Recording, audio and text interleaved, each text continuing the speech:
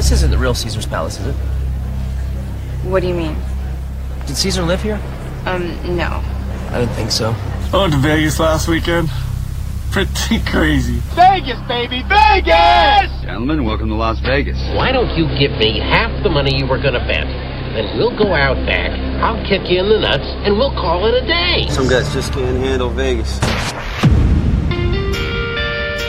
Hey there, and welcome to episode number 24 of the Jeff Does Vegas podcast.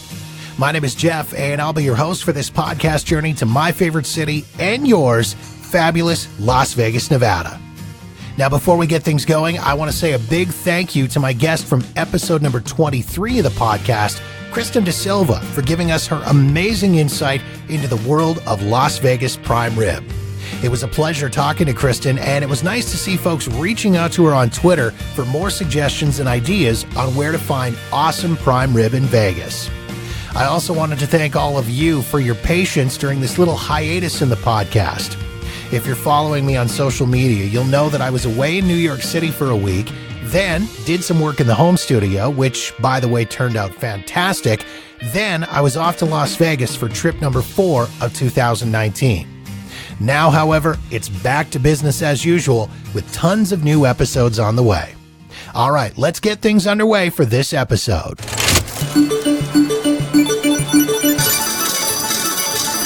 Starting off with Vegas news you can use. First off, it's a big residency announcement. Fellow Canadian Shania Twain is headed back to Sin City. Let's Go opens up at Zappos Theater in Planet Hollywood on December 6th. Now, of course, this isn't Shania's first rodeo in Las Vegas. She held residency at the house that Celine built, the Coliseum at Caesar's Palace, from December 2012 to December 2014, with over 100 shows performed over that time. Shania's new shows are scheduled in December of 2019, as well as March, May, and June of 2020. Tickets are on sale now via Ticketmaster, starting at $60 plus taxes and fees, with $1 from every ticket sold going to Shania Kids Can, her charity that helps out children in times of crisis and hardship. Also in concert announcement news, Guns N' Roses are headed back to Las Vegas with 2 back-to-back shows on November 1st and 2nd at the Coliseum at Caesar's Palace. These shows will be part of their Not in This Lifetime tour, which launched back in 2016. In the almost 3 years that the tour has been going on, they've played arenas, stadiums, and festivals, but this will be their most intimate set of shows since they did the Apollo Theater back in 2017. Tickets for the shows are on sale now via Ticketmaster or through the Guns N' Roses fan club.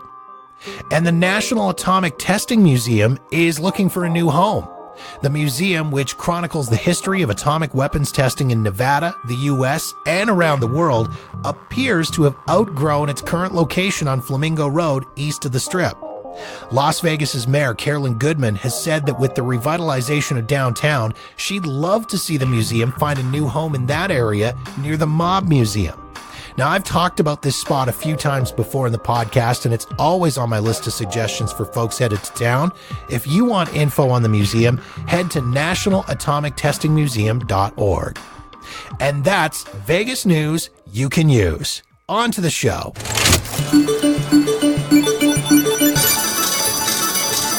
This episode, it's another world-famous Jeff Does Vegas trip report. As in past trip reports, I'm going to run through the highlights and lowlights of this trip, including reviews of my hotel and the restaurants that I ate at, some of the attractions I checked out, and some quick tips and tricks to follow on your next Las Vegas vacation. So without any further ado, let's get things started.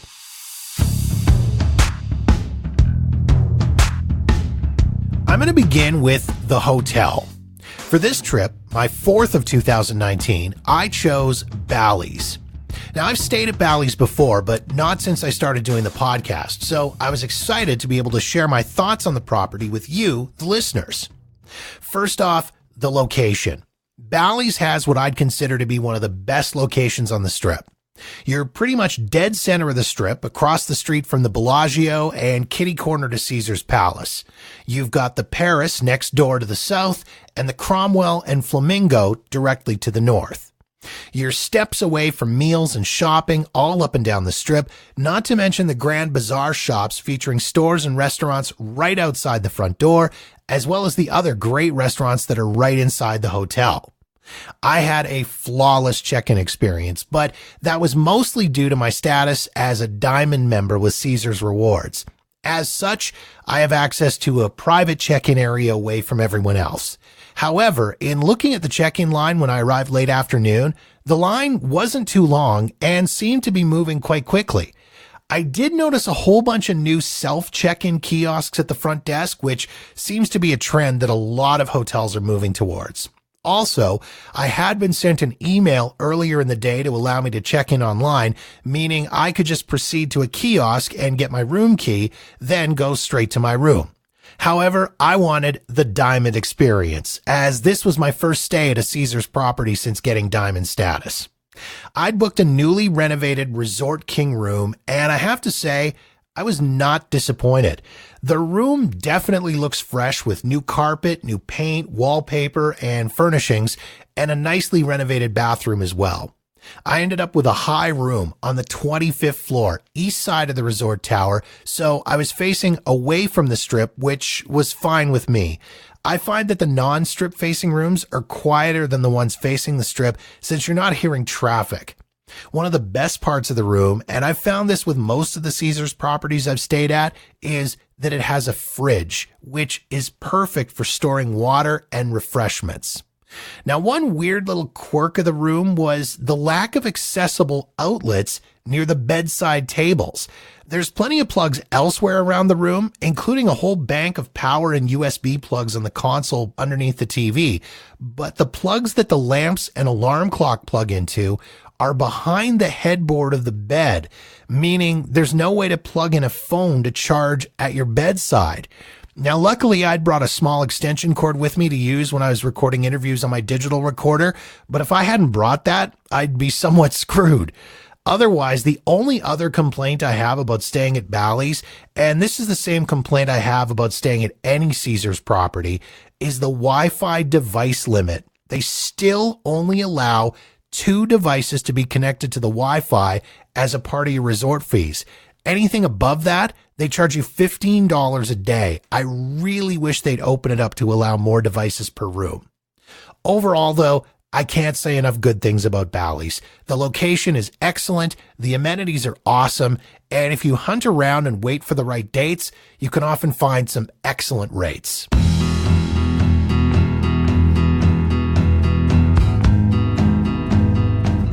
Next up, let's talk shows and attractions. As per usual, I scheduled my trip around Monday's Dark, which I've talked about at length in past episodes of the podcast. If you're a new listener, I'll briefly fill you in here. Monday's Dark is a twice-monthly charity show held at an off-strip venue called The Space. Every show raises a guaranteed $10,000 for a different Vegas area charity. Also, each show includes a different musical theme, and the host/creator of the show, my friend Mark Chinook, calls on his Las Vegas performer friends to come in and be a part of the event. Tickets start at just $20, and all the money from tickets sold goes to benefit the featured charity. As usual, the show was amazing. This time, the theme was the music of Earth, Wind, and Fire being featured, and the band absolutely knocked it out of the park with an incredible performance.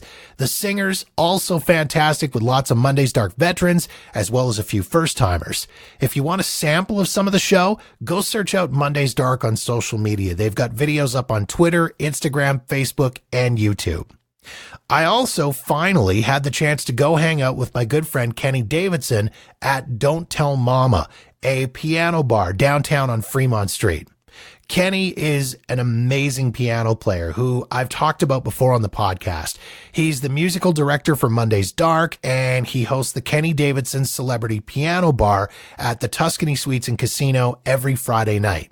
He also hosts at Don't Tell Mama every Wednesday and Saturday night, and he's been asking me to come down and see him there for a while. However, I'm very rarely in Vegas on weekends, and I'm usually flying home on Wednesday or early Thursday morning, so I've never had a chance to go and see him. Don't Tell Mama only holds about 100 people, so it's a nice, small, intimate little spot, but it's a lot of fun. It's a piano bar, but it's also a karaoke spot. You write your request, you pop a tip in Kenny's tip jar, and he'll play your song for you while you sing along. And if Kenny isn't totally familiar with the song, he'll actually pull it up on his iPhone, and after a couple of quick listens, he'll learn it and play it. It's a super informal spot and a lot of fun. The drinks are cheap, the entertainment fantastic, and another great selling point is that Don't Tell Mama is smoke-free, which is a nice escape from the smoke-filled lounges up and down the Strip and on Fremont Street. I would highly recommend checking it out for yourself. Now, the week that I was in town also happened to be NHL Awards Week in Vegas, so there were lots of hockey fans everywhere. And although I didn't get to attend the awards ceremony, I did get to hang out at the HyperX Esports Arena at the Luxor for the NHL Gaming World Championships, where players from around the world were competing in an official NHL-sanctioned gaming tournament. And all those times my parents told me you'll never make any money playing video games, I wish I'd ignored them. The prize pool for this was $100,000, with the top player taking home $50,000 in cash. And this thing was done up right in a big way. ESPN commentators calling the games live, post-game interviews, and a full complement of fans in the building cheering on the games. And the HyperX Esport Arena in the Luxor is legit. Now, I'd been in there before last fall for my friend Lisa Marie Smith's EP release party, but it was cool to see it set up for a big gaming event. Now, it's also open to the public with a full gaming area set up for playing as well. If you want info on it and to find out how you can join in the fun, check out HyperX Esports Arena Las Vegas, all one word, .com.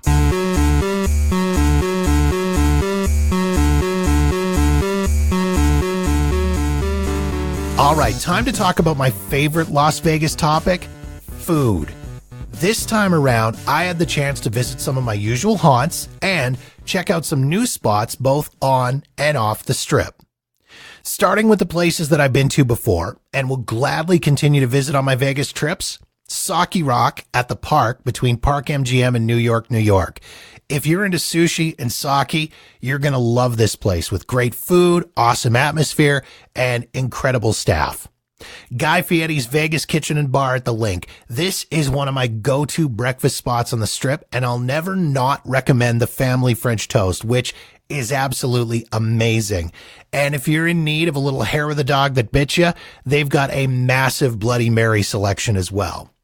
Gordon Ramsay Burger at Planet Hollywood. Of all the Gordon Ramsay restaurants in Las Vegas, this is probably my favorite. The food is always incredible and the service is fantastic. I don't think I've ever had a bad experience with this place.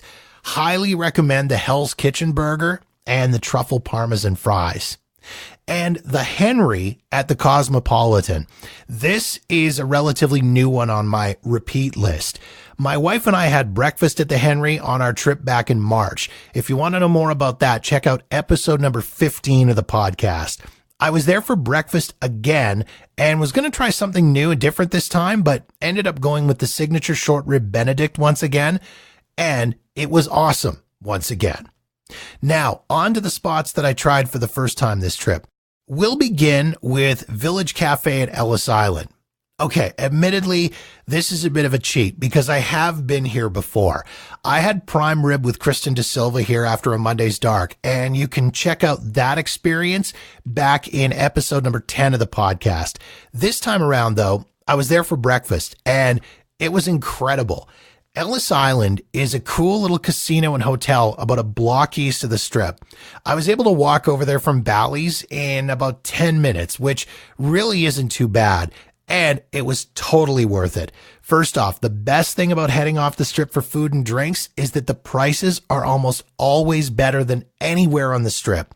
Just to give you an idea of how great the prices are, I was able to have a huge breakfast, French toast, side of bacon, cup of coffee, walk out of there feeling completely full for $11.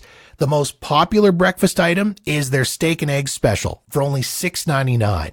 And as a side note, Ellis Island also has their own brewery on site with an incredible beer selection, and they're home to the best karaoke in Las Vegas. For our next off-the-strip adventure, let's talk about Steiner's, a Nevada-style pub. Steiner's is located well off the strip at the very south end of Las Vegas Boulevard.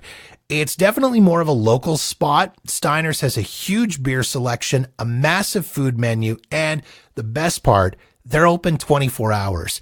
We went there for a bite to eat after Monday's dark, and I have to say, I was super impressed. Again, the best part of going off the strip, the prices.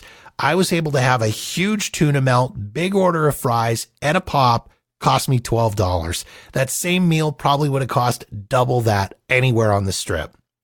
And for my final off-the-strip spot, it's PizzaRev at Sahara and Rancho, just west of Las Vegas Boulevard up near Palace Station Casino. It's a build-your-own pizza kind of joint where you pick your crust and your toppings and then they bake it for you right there. You can eat it in or get it to go. They've got an awesome selection of beers on tap as well. Now, once again, the prices are awesome and it's a great spot if you want to escape the craziness of the strip. Now, the best part of this meal, though, was the company. I was able to connect and grab lunch with Heather Ferris of Vegas Aces. Heather runs vegas-aces.com, an online dealing school where you can learn to deal and play casino table games for free. Heather was my guest back on episode number 13 of the podcast, where she educated me on how to get over my fear of playing a table game in Las Vegas. It was great to finally meet her in person and add her to my Vegas circle of friends. Okay, now let's talk about on the strip spots. We'll start with Earl of Sandwich in the Miracle Mile shops at Planet Hollywood. I was looking for somewhere quick and easy for breakfast, and this place definitely did the trick. For an on-strip spot, it was super reasonable price-wise as well. I had a breakfast burrito, which was absolutely stuffed and was delicious, and an orange juice, all in $9. Again, not too bad for an on-the-strip joint. Next up, I want to talk about Yard House at the Linq Promenade. This place has been on my radar for a while, and I've walked past it a few times, but previously had never made my way inside, and honestly, I'm really not sure why. That being said, this place was fantastic. They have a massive selection of beers on tap from all over the world. They do a happy hour Monday to Friday from 3 to 6 with half-price appetizers, half-price pizzas, and amazing drink specials. And their food menu is incredible as well. I had the lobster agnolotti, which was basically like a larger ravioli stuffed with lobster. And they weren't messing around with the seafood in this dish either. In addition to the pasta stuffing, there were huge pieces of lobster and prawns in the sauce as well. The food was delicious and the portion size was perfect. In addition to their location on the Linq Promenade, Yard House also has locations at Red Rock Resort and Casino and Town Square south of the Strip. This trip, I also had a chance to try the Still at the Mirage. This is another one of those spots that I've walked past a million times, but for one reason or another, never actually have gone into. This time around, decided to give it a shot. The atmosphere is cool. It's got sort of a man cave feel to the place. They've got a great bar set up in the middle of the room. They've got a great selection of beers on tap, a huge cocktail menu, and a pretty decent food menu as well. I went with the grilled fish soft tacos, and to drink, I had a Moscow Mule made with a vanilla bean vodka. Fish tacos were great, and the Mule had a nice little kick to it. But if I'm being honest, the meal was a little bit pricey. All in with a tip, this was close to $50. In my opinion, a bit high for what it was. Again, the meal was delicious, but based strictly on the value, I don't think I'll be returning. And last but not least, let's talk Irish bars. Now, regular listeners of the podcast know that Nine Fine Irishmen in New York, New York is my jam. I've been a longtime customer of theirs and have been singing their praises for years. Great food, great Guinness, and great staff. This time around, though, I thought, you know what? I'll try something new. And I'm glad I did. Let me introduce you to my new favorite Irish bar in Las Vegas, Ri-Ra at Mandalay Bay. They are located in the shops at Mandalay Bay, about halfway between Luxor and the Mandalay Bay Casino. Starting with the bar itself, according to their website, it was restored in Ireland and then shipped to Las Vegas to be installed, along with the rest of the pub, which is just kind of cool and gives it that authentic Irish pub feel. They do breakfast, including the traditional proper Irish breakfast, which is served all day, as well as lunch, afternoon tea, and dinner. The menu is massive with something for everyone's taste. I went with the traditional bangers and mash, mainly because I was curious as to how it would stack up against Nine Fine Irishman's bangers and mash. Ri-Ra blew them out of the water. Everything about Ri-Ra's was better. The sausages were better. The potatoes were better. The gravy was better. Ri-Ra's included a side of peas and some fresh cherry tomatoes. Paired with a pint of Guinness, this was probably the best meal I had on this trip, and I will definitely be back to Ri-Ra.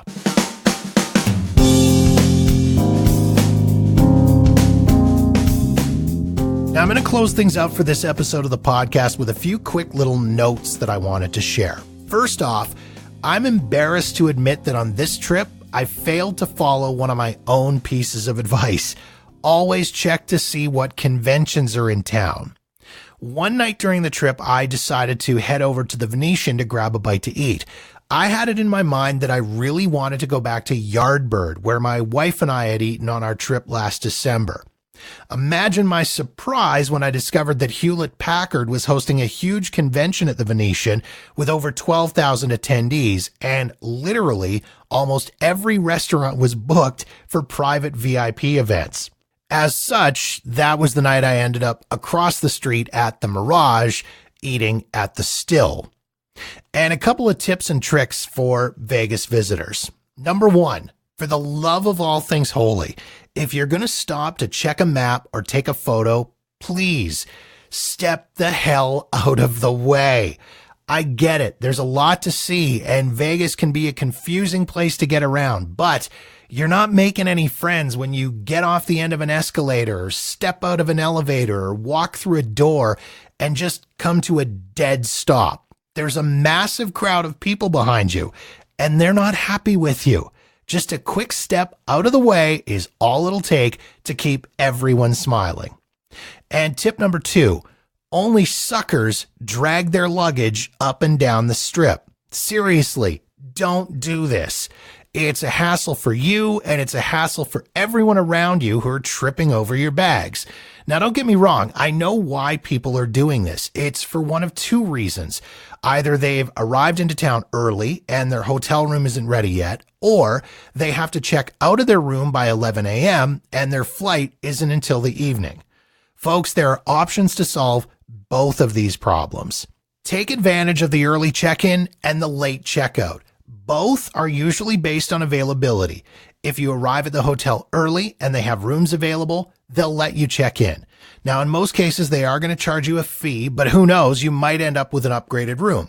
Same deal for the late checkout. If it's not busy and they don't need your room right away, they'll usually let you check out late, sometimes as late as 3 p.m. Now, again, they're likely going to charge you a fee. Your other option is to leave your luggage with the bell desk. They'll hold it for you for free until you need it, either to check into your room or to head to the airport. Now, obviously, take out valuables like passports and cash and carry those with you. And if you're concerned about theft from your bag, use a luggage lock on your suitcases. And be sure to tip the bell attendant when you come to pick up your bags.